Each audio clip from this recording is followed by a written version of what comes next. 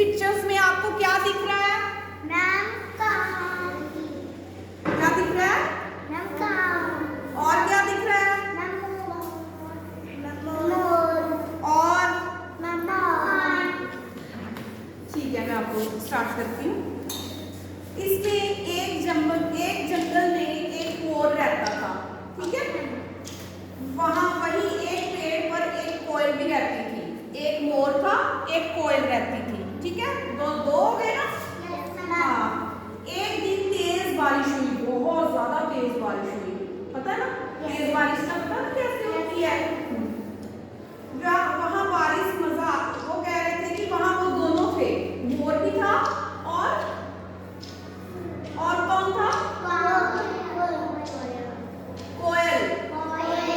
तो वो कह रहे थे हम दोनों को बारिश में बहुत मजा आया, बहुत मजा ले रहे थे बारिश में, ठीक है।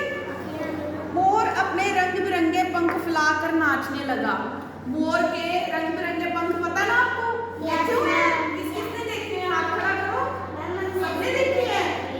पता ना कैसे फैलाता है? ऐसे, है ना?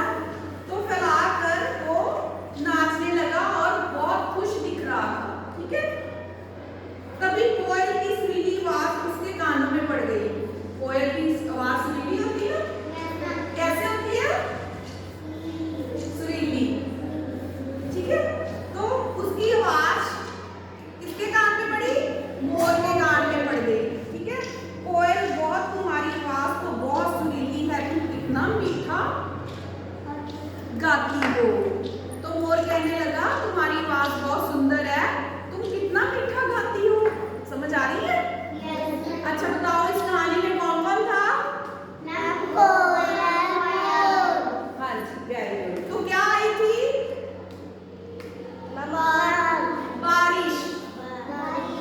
भाई मेरी आवाज सुरीली है तो क्या हुआ, तुम्हारे पंख भी तो बहुत सुंदर है। वो कह रही थी आगे से कि अगर मेरी आवाज सुरीली है तो तुम्हारे पंख कौन से? क्या क्या बताया मैंने अभी? बहुत सुंदर है। क्या है? मोर के पंख क्या है?